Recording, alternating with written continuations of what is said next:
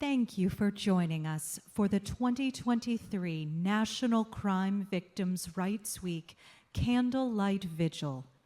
Everyone, please be seated as we invite Kristina Rose, Director of the Office for Victims of Crime, to the podium to welcome you to this evening's event.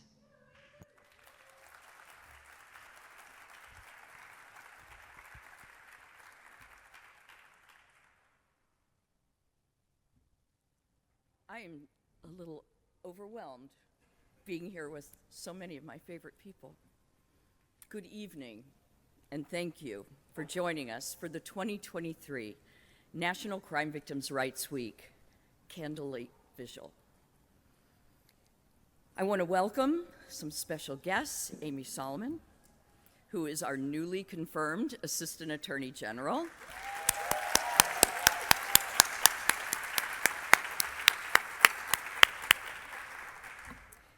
Representatives from the White House, members of Congress, U.S. attorneys, my fellow leaders from the Office of Justice Programs, DOJ colleagues, and all of our esteemed guests here in person, but also watching us online. I want to offer a special thanks and welcome to all of the victim advocates and victim specialists and forensic nurses and victim witness coordinators all across the country who give so much of themselves to ensure that crime survivors and their families receive the care that they need to heal after violence. And I welcome all the crime survivors who may be watching, may be in the room with us now, those who openly identify as survivors, and the many who never tell a soul, but are here with us just the same.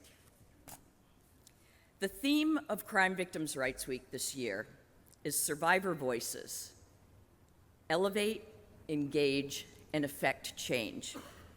We selected this theme because we absolutely must begin including survivor voices everywhere that decisions are made that can impact them. Each pillar, elevate, engage, effect change, has a different call to action, and our guest speakers tonight will tell you that what each of those pillars means to them. We're honored to have many of the individuals who are featured in our videos with us here tonight. Let me take a moment to recognize them.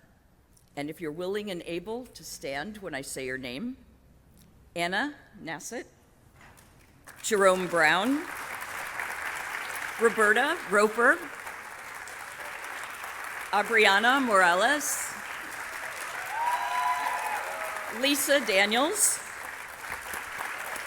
Mac Schachter, Ricardo Wiggs, Timothy Jones, and Richard Collins.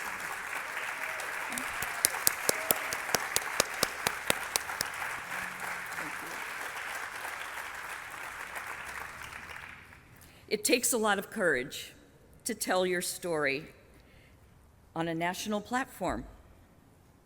Thank you for trusting us to elevate your voices tonight. You know, when we listen to survivors, we open ourselves up to a new understanding of justice and what it means to them. For some, justice is being believed. For others, justice is reading a victim impact statement in court, or being invited to a meeting to discuss criminal justice policy reform. Sometimes justice is as simple as having options and choices and opportunities to be heard and understood.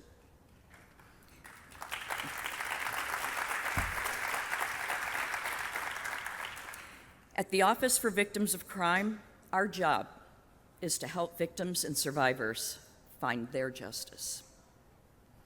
In my tenure at OVC, I have had the privilege of traveling all across the country, bearing witness to the grit and the fortitude and the leadership of crime survivors. Last week, I visited the staff of the 1027 Healing Partnership Resiliency Center at the Jewish Community Center in Pittsburgh.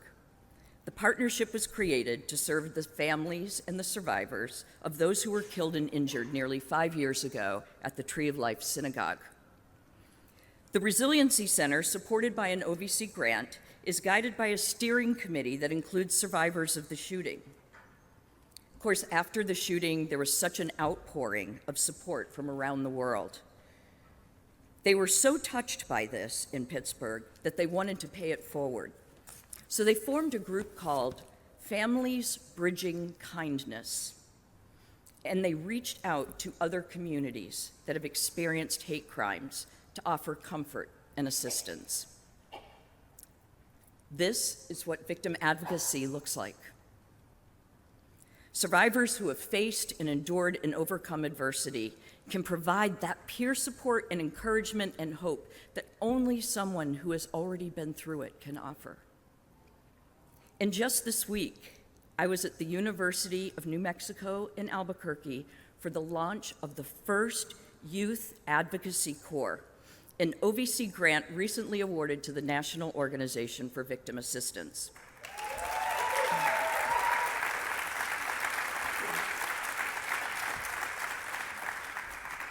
The Youth Advocacy Corps is much like how the Peace Corps is structured, only on a much smaller scale and focused on victim advocacy.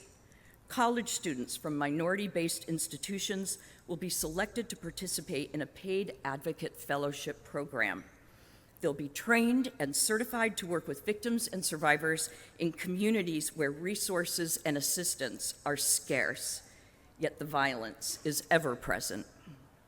The Youth Advocacy Corps will develop a new generation of young leaders who both reflect the diversity of crime survivors and who are passionate and committed to the needs of this moment and bring the voices for change.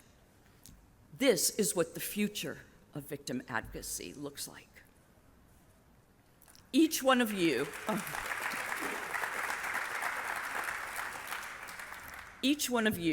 whether you're here in person or watching us online, has made a conscious decision to gather with us in community today, to remember and to pay tribute to crime victims, survivors, and the people who care for them.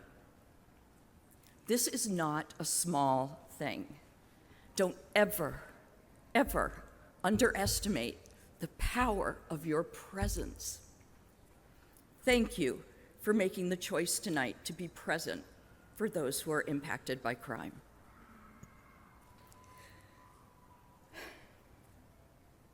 For the remainder of our program, we're going to focus on those 3 pillars of this year's theme: elevate, engage, effect change. To elevate survivor voices means making certain that crime victims are seen and heard. And when we say engage survivors, we mean invite individuals with lived experience into your conversations about research, about policy, about services. Ask them about their experiences and all of the what-ifs. Your efforts will be better for it. And in taking both of those actions, we can indeed effect change.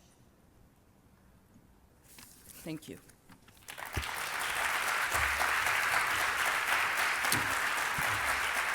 Please welcome Anna Nasset, owner of Stand Up Resources, to speak about the Elevate Survivor Voices theme.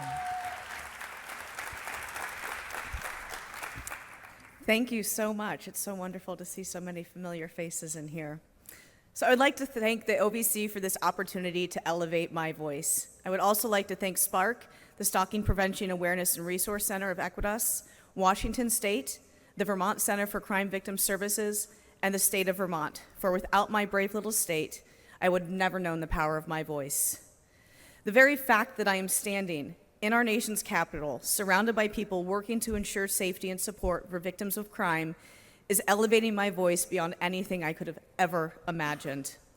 But the fact that I'm alive to elevate my voice is an entirely different wonder, and one that I have come to accept over the years, and one that in large part fuels my voice. As a victim and survivor of stalking by a man I do not know since roughly 2008, 2009, I can look back upon and see one clear theme: The reason I am alive is because of the incredible work of law enforcement, advocates, prosecutors, victim witness coordinators, my former state of Washington, my current state of Vermont, and every step of the way because I was believed. When I made reports or interacted with the criminal justice and legal professionals, I am a stalking victim, but I am not a homicide victim. The reason I am alive was that everyone started by believing. One of the ways I personally elevate my voice is by serving on the board of End Violence Against Women International, which started the Start By Believing campaign to change the ways we respond to disclosure of gender-based violence. Start By Believing is for all of us, and I do mean that, all of us, not just criminal justice professionals or victim service professionals, but friends and family. We know that we know survivors tell 2 to 3 people before they report to law enforcement, and more importantly, if they ever do. As friends, family, as a nation, our response to survivors' disclosure makes the difference between accessing support services and reporting. While I may be known for my work in the stalking field, it is important for me to also acknowledge that I am a victim and survivor of gender-based violence throughout the entirety of my life.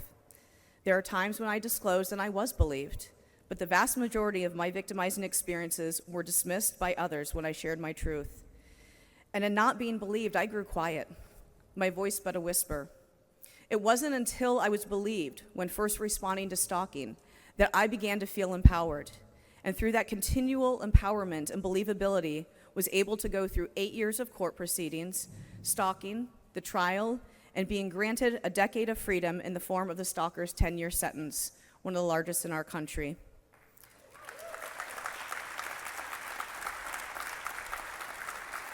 Thank you. And I just had the pleasure of meeting somebody who was really foundational in that, so thank you, sir. The crime of stalking is lonely, it is psychological, it is used to quiet victims. My voice was gone and faded for so long, and with this decade of freedom I'm in, while the stalker is incarcerated, I have dedicated every part of my work to ensuring that the voices and rights of the 13 million people stalked in our country that don't look like me, that don't have the same access as me, that aren't the same gender as me, that live in different communities, can find those same rights and those same safeties. I choose to elevate my voice to ensure that others will also be able to do so. I work tirelessly to educate victim service and criminal justice professionals on trauma-informed best practices when working with victims of all crimes, not just stalking.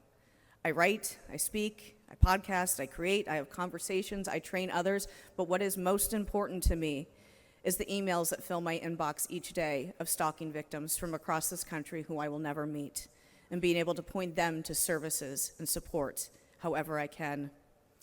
I elevate my voice because I will not be the exception in the safety I currently have, and I will work to help others create that standard.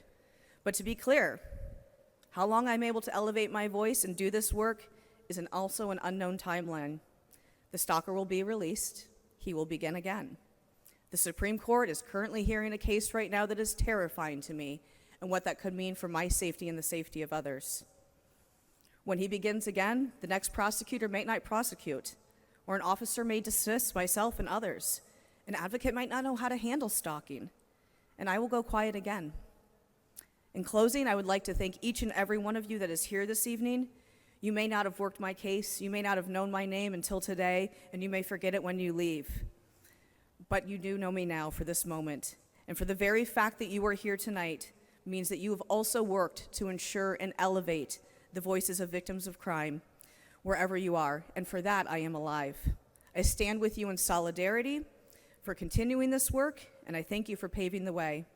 And for as long as I am able to, for as long as I can walk this road, I will elevate with you. Thank you.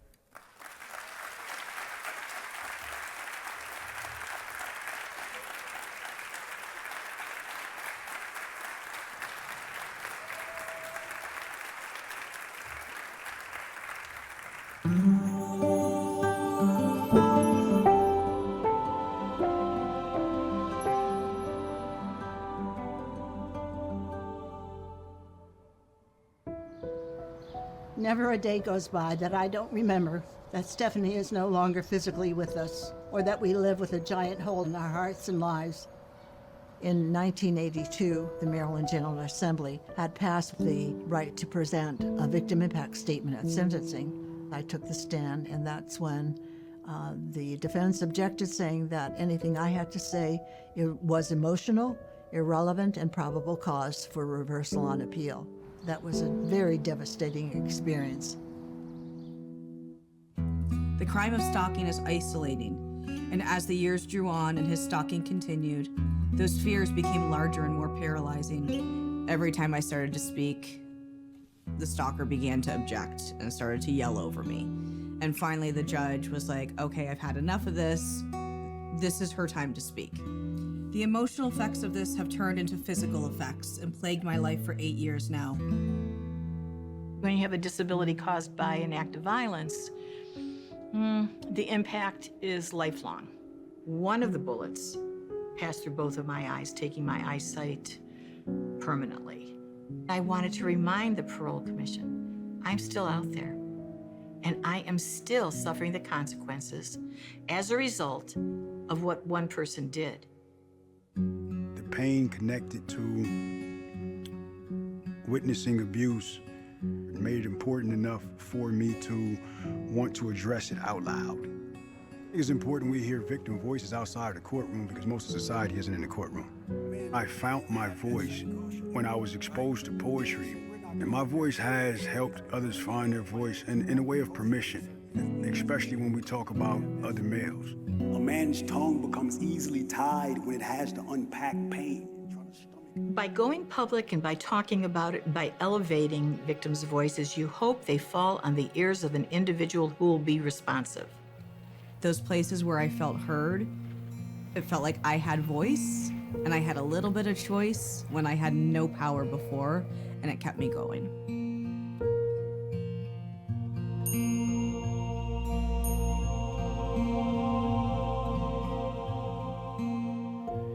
To witness one loved one be abused by another loved one is a stripping of power at a young age. I just didn't know how I was going to raise 3 children without being able to see them. The sound of an ambulance takes me to a place that I don't want to go. I had to then have to, explain to my oldest 4-year-old who knew her mother, their mommy's not coming back. The criminal justice system belongs to all of us. We must ensure that it serves all of us.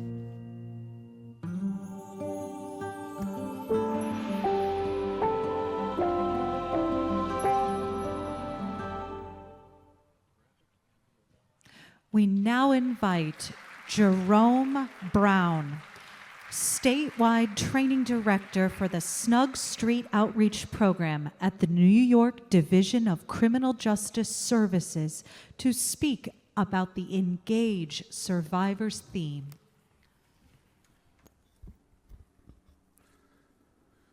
I want to start off by saying thank you to the Office of Victim Crimes for having me speak during the National Crime Victims' Rights Week, and let me be in a part of this project. Thank you to DCJS, thank you to Elizabeth Cronin and OVS. Thanks to Paula and the Buffalo Brave team at Erie County Medical Center, and to the Capital District's own Lisa Good and Urban Grief for always helping victims find their voice. So what is engagement? The action of engaging or being engaged. An arrangement to do something at a fixed time. I say it's more. It's being intentional to be part of a positive change, but first you must believe you can help make that change. A special thanks to our New York SNUG team for making the change, but most importantly, shout out to the Buffalo SNUG team, who on May 14th,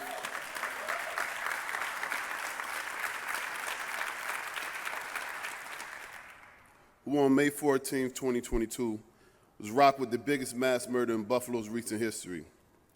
10 community members was killed out of the 13 shot.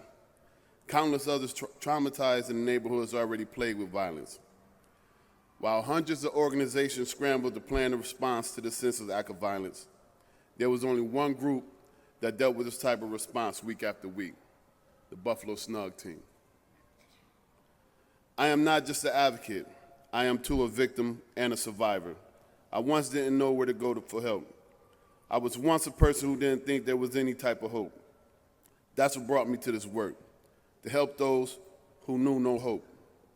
We're here to give power back to those who felt powerless. We're here to give a voice to those who felt voiceless. We're here to restore hope in those who felt hopeless. We're working collectively to address not just the immediate wound that needs healing, but the system that allowed harm to touch our loved ones. We're addressing the scars and the scabs that need tending to for the weeks, months, and years it takes for the scar or scab to not be visible. Scars or scabs may be emotional. That doesn't mean they are unseen. It may be the way you walk. Your pace may be a little slower. Your head might hang a little lower. It may be the way you speak. Your reply may be a little harsher. Please don't take offense, but it's just my defensive mechanism. You see, it's hard for me to cope. My family was violated, and the reaps haven't begun to sow. I hear you, my brother. I hear you, my sister. I hear you, dear mother, father, or child. I even hear your dear friend of those that were violated and even those that may have died. Can I ask you a question? Is there room, can I join you on this ride? See, I too am a survivor of unprovoked violence, and I have lost loved ones to homicide. So now I take the pledge. Knowing is not enough. We must spring into action when we know there's been another violation. When we know a family is grieving. When we know they might not know resources are available. And we'll be here to see you through. You are not alone. I say it again. You are not alone.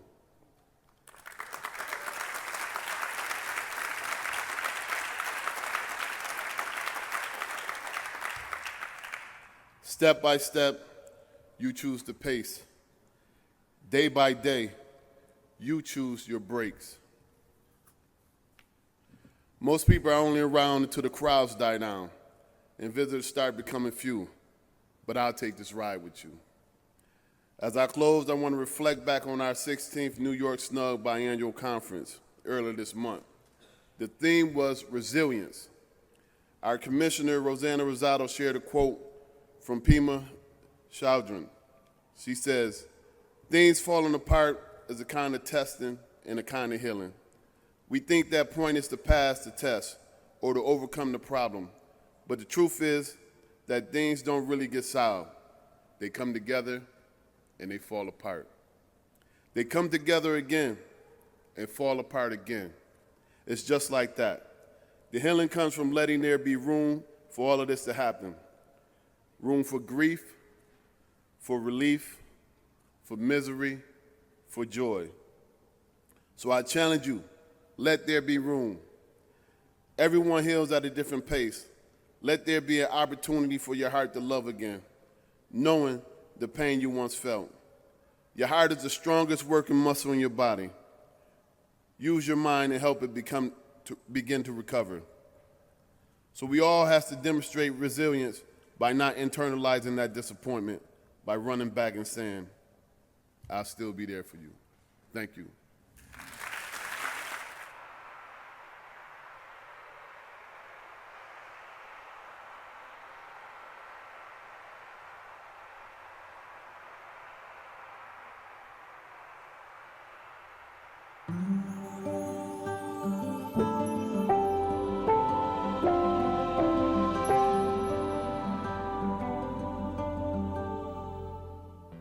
Seeing the humanity in all of us is so vital for me and in the work that I do. In 2012, my youngest son, Darren, was murdered. There were so many systems that failed me. It left me feeling as though neither one of our lives mattered. So I created what I needed. I partnered with Northwestern University to build a trauma-informed support model for women of color who've lost someone to gun violence or mass incarceration, simply because I was appointed to be a part of the Illinois Prisoner Review Board. I saw the failings of the system firsthand. There's another model that we're working on now for men of color who have served long-term prison sentences. This is me making change in my little corner of the universe. The hope is that there will be a ripple effect. Alex was in 9th grade. I never thought that he would be murdered in his English class. Initially, it was my grief and my anger pushing me forward every day.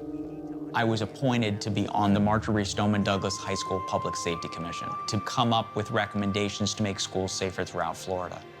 My wife and I started Safe Schools for Alex to give parents resources in schools, resources on best practices. I'm constantly learning. I want to see what's happening in other communities, and when I travel, I can disseminate it.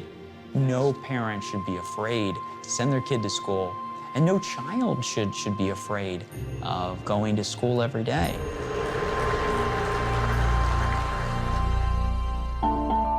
Usually the communities where we work are the communities that's hardest hit by gun violence.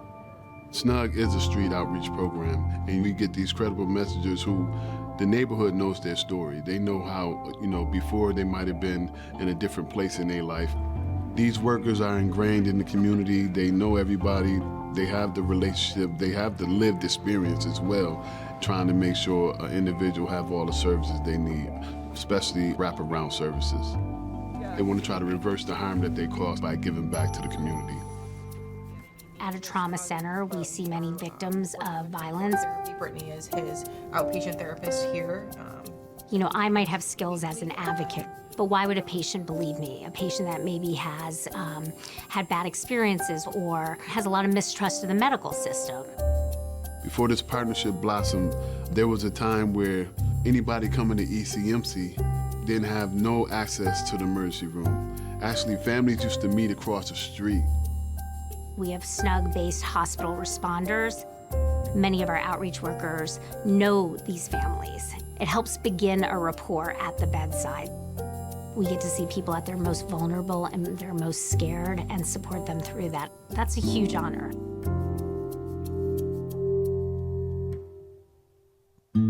I was 15 when I was sexually assaulted by a teacher at my school. The only way that my 15-year-old self knew how to deal with it was to just go out and help people. I really wanted to provide a platform for survivors like myself to have a chance for their voices to be heard. And it really all began with one big project, which was the I Am series. We have here the version that we did back in 2018. You're looking very different. Yeah, pre-transition. Pre-transition. The whole point of the photo series is to not only give an empowering opportunity to survivors, but also to display the intersectionality of survivorship, that this kind of experience happens to so many people and it doesn't discriminate. And for survivors that haven't come forward yet, they can look at this photo series and maybe find someone that they can, see themselves in and know that they're not alone.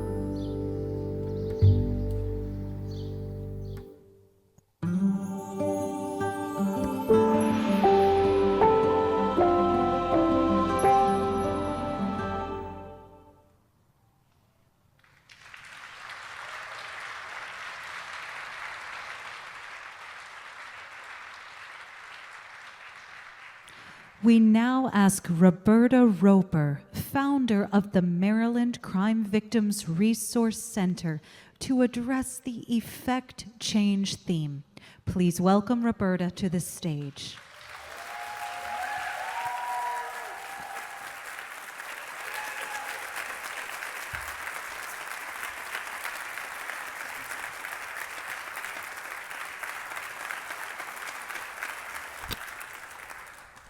Good evening to all of you.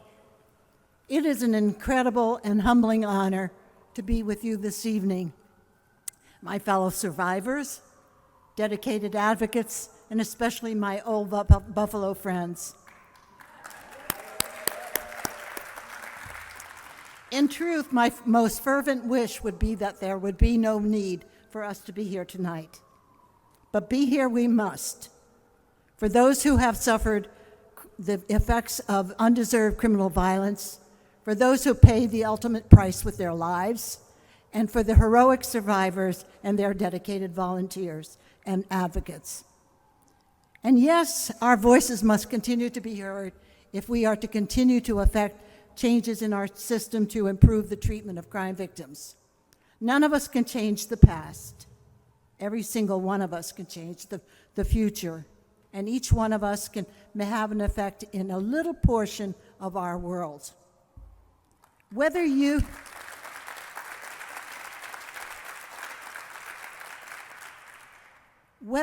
are a recent victim or survivor, or like my family's experience 41 years ago, none of us forgets the day when our lives were shattered and leaving us with a giant hole in our life, taking us from a before time to an after time in which everything we cherished and valued would be put to the test. Our confidence in government, our trust in people, our faith in God. If I were to have spoken with you then, my husband and I would have told you that our family life was all but perfect before that time. We considered parenting our life's most important work. We were beginning to see results. The oldest of our 5 children, a daughter Stephanie, was about to graduate magna cum laude from Frostburg State University. She was intelligent, she was beautiful, she was a gifted artist, and she was my best friend.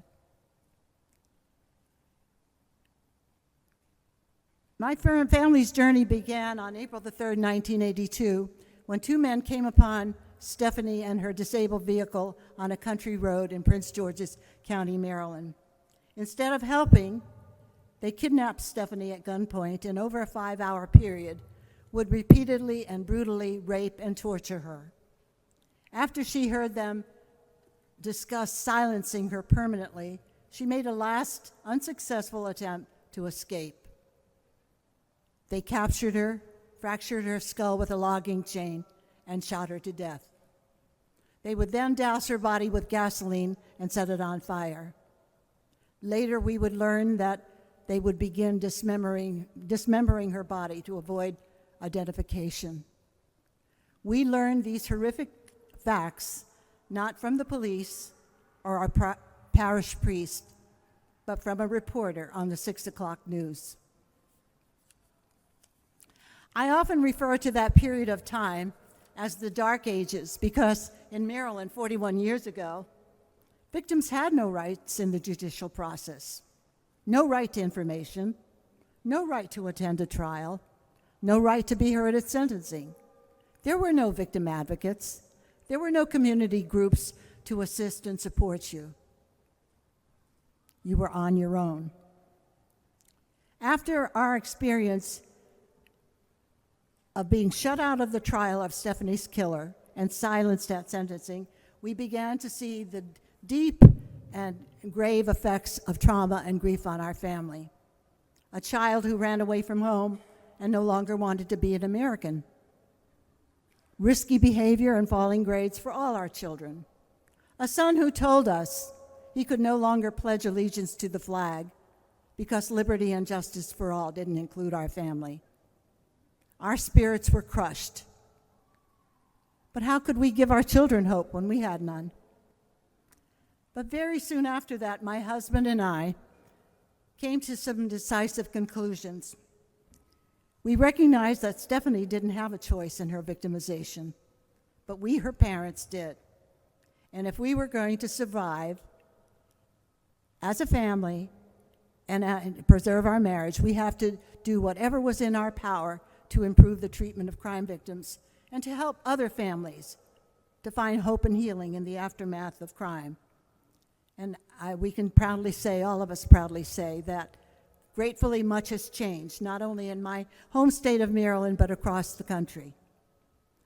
Of all the laws passed in Maryland for victims' rights and services, and there are more than 100, 2 stand out as really significant to me. One is the one mandating a crime victim impact statement, both oral and written at sentencing. And the second is a state constitutional amendment for crime victims' rights passed in 1994, winning public approval by 92.5%.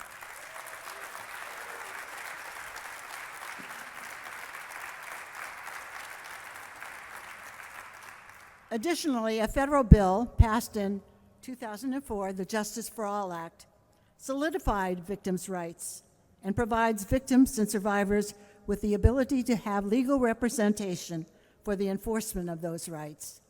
For me personally, this is Stephanie's legacy. Is our work completed? Not a chance. We must not be complacent.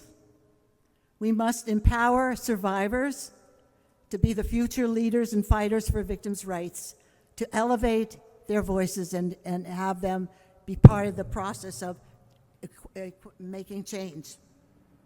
Let our collective goal be that no victim or survivor suffers alone without hope or healing.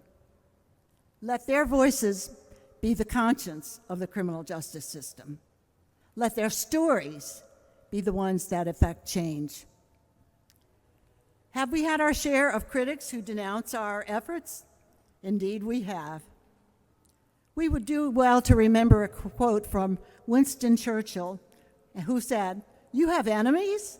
Good. That means you have stood for something sometime in your life."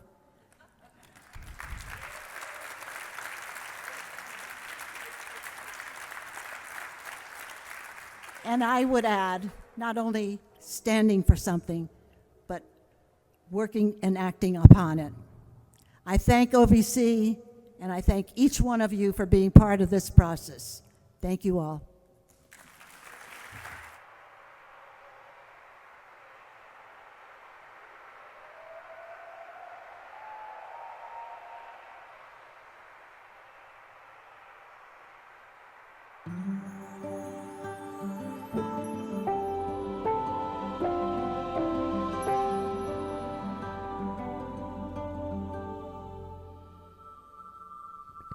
The event that changed our life forever was the kidnapping, rape, and murder of our oldest child, Stephanie.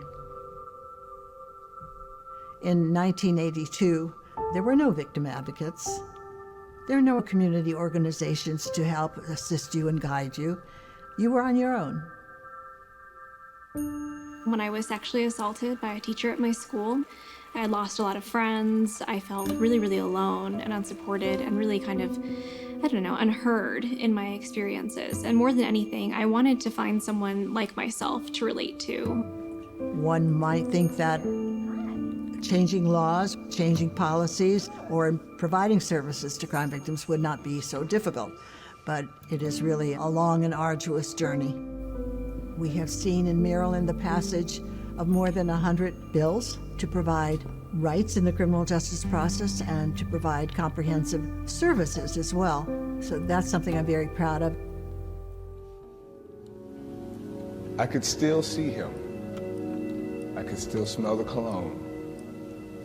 And I can still feel the sheer terror of that night. What I learned when I started speaking was that not only was my voice needed, it was badly needed. This moment is for every single male victim who has come forward. Using my experience to help others. I have seen the programs shift to not only include male voices, but to include LGBT, to include trans. Listening to survivors builds trust. Having done research at the undergraduate level, I've really fallen in love with it as a tool for resistance and advocacy work. I've done a lot of practice in communities working with survivors directly, and I've also done policy work here in the state of New Mexico. Those things tend to be quite disparate and separated from one another, and I really think that my goal in this work is really uniting research, practice, and policy in service of sexual violence survivors. Having a survivor's voice heard is critical to change. We have seen great transformation, and we should be grateful for the pioneers, the old buffaloes who have come before us, and build on that. We need more survivors to tell their story. My story is not my story anymore, it's our story.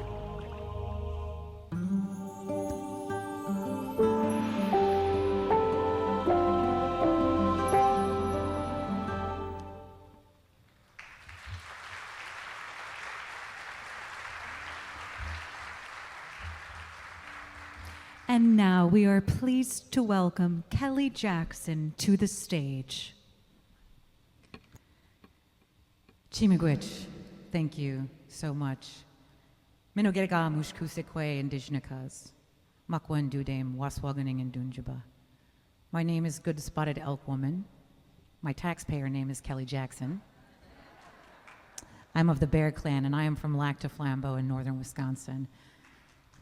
Thank you.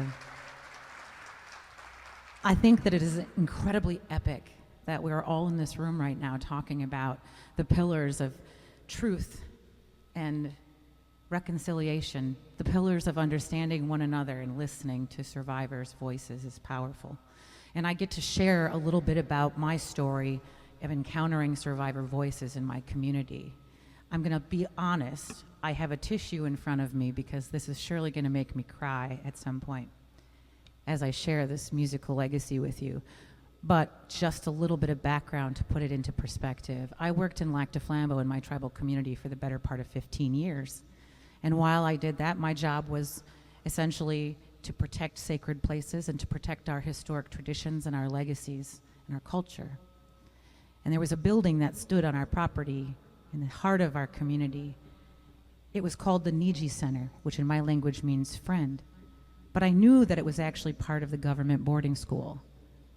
And yet I didn't really know what that story was until I started to talk with elders across the region and interview them and listen to their experiences, the sexual, the physical, and the emotional abuse for 3 generations.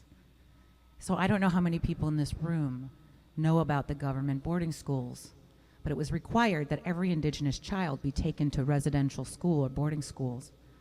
And it started in the late 1800s and lasted for over 3 generations and sometimes longer.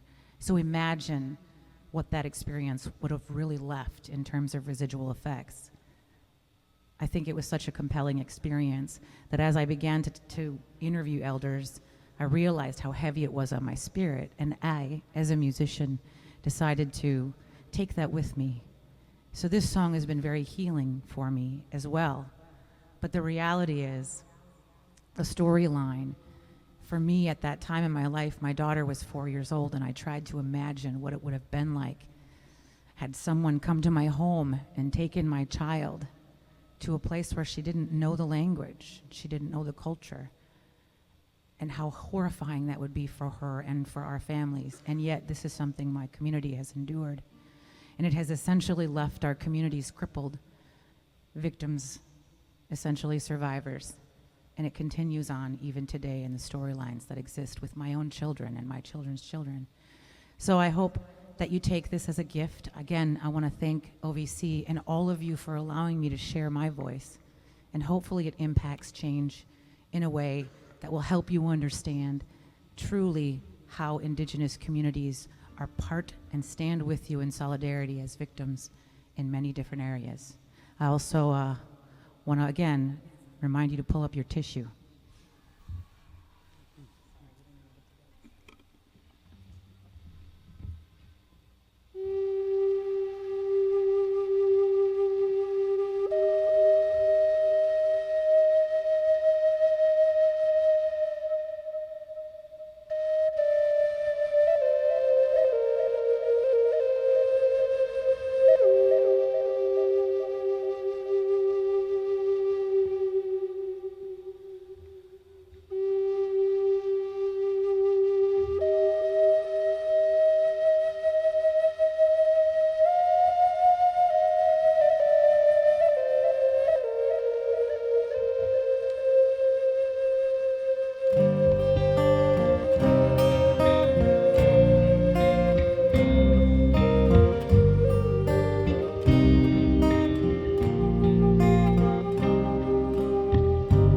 Baby boy clings to his grandma's skirt. She speaks to a man using words he's never heard. She reaches down and touches his head. Baby boy, you must go with this man. Go when you wish us. I don't want to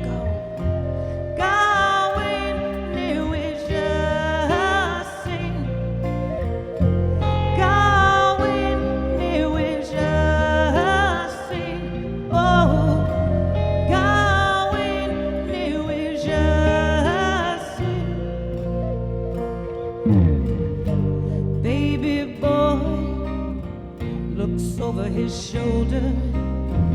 He sees his grandmother, she's bent over. Her tears, they fall like a stormy rain. Her heart is breaking, he can feel her pain. I don't understand. Why did they take our children? I don't understand. How will my baby comprehend?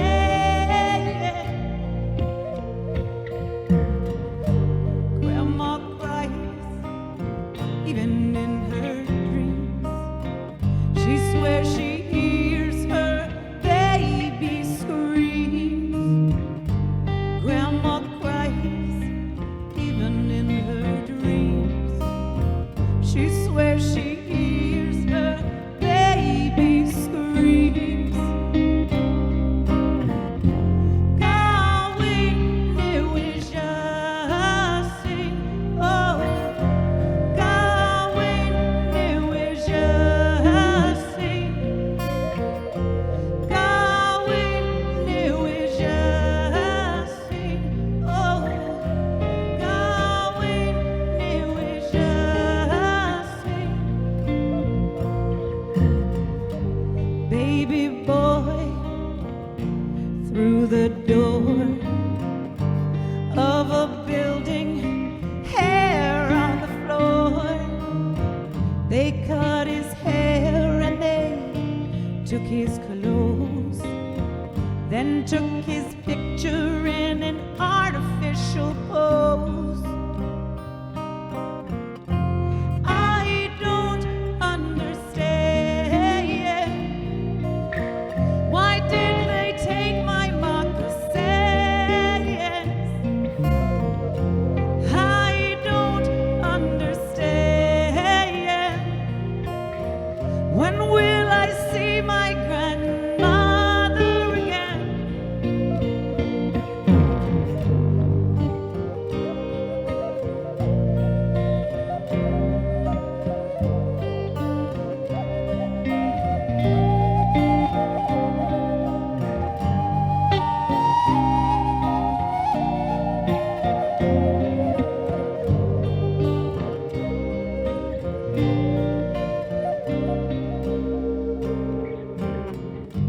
Baby boy, now a man, no longer speaks Ojibwe Moen. He once wore moccasins and sang the songs, and now he hardly knows where he belongs. I don't understand. Why did they take my moccasins? I don't understand. Never to see my grandmother again. God, we knew it just sing. God, we knew it just sing. I don't want to go. God, we knew it just sing. God, we knew it just sing.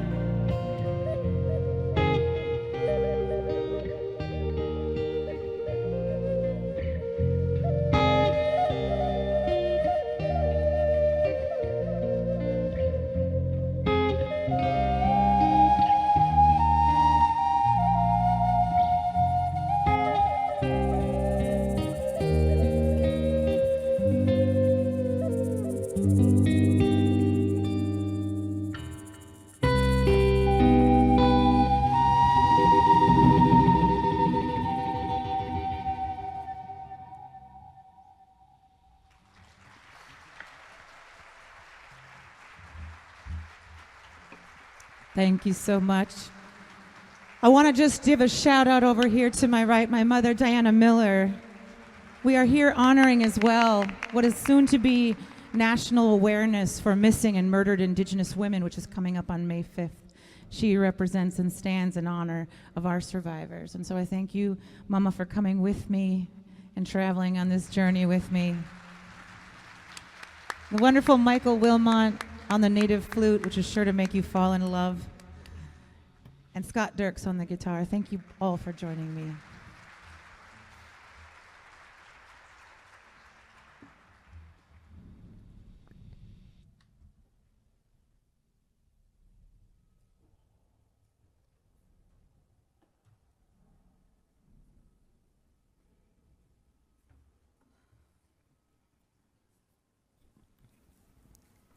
Thank you, Kelly. Thanks to all of you. This has been a beautiful evening. And now it's time for the lighting of the candles. You should have each received a battery-operated candle when you arrived, so you can please switch it on now.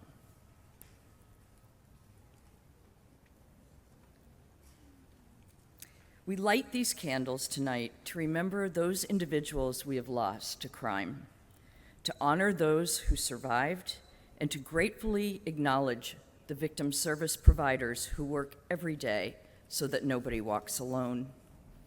Let us hold a moment of silence in remembrance of the thousands of people whose lives each year are forever altered by violence and victimization.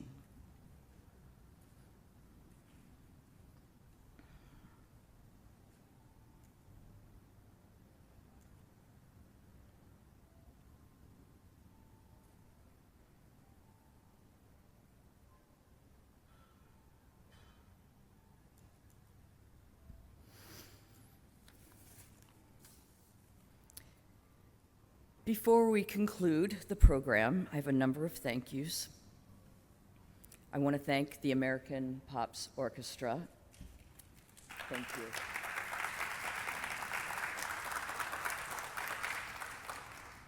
Vocalist Hillary Morrow. Robin Smith from Video Action, and her producers, Betsy and Dylan, for their beautiful work on the theme videos shown tonight. Kelly Jackson and her band. Our ASL interpreters, Renee and Catherine. And our esteemed speakers, Anna, Jerome, and Roberta.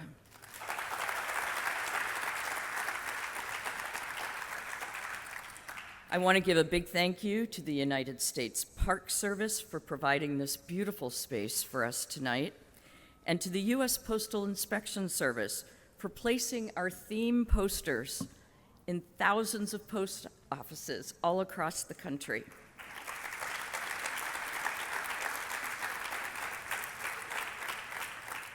I want to thank Susan Freight from Saxman One for orchestrating this evening's event, literally from floor to ceiling.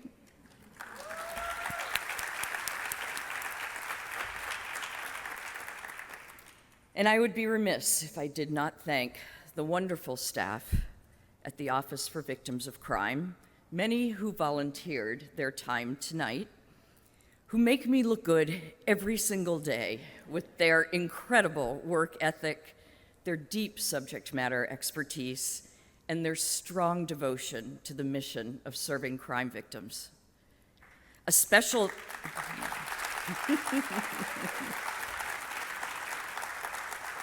and just a very special thank you to OVC Communications Specialist Emily Barnfiend, who oversees this event every year.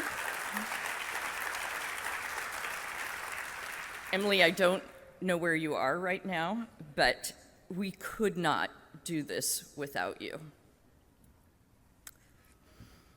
On behalf of the Office for Victims of Crime and the entire Department of Justice, thank you for being with us this evening, and thank you for all that you do to restore hope in the lives of others and help crime survivors find their justice. Thank you.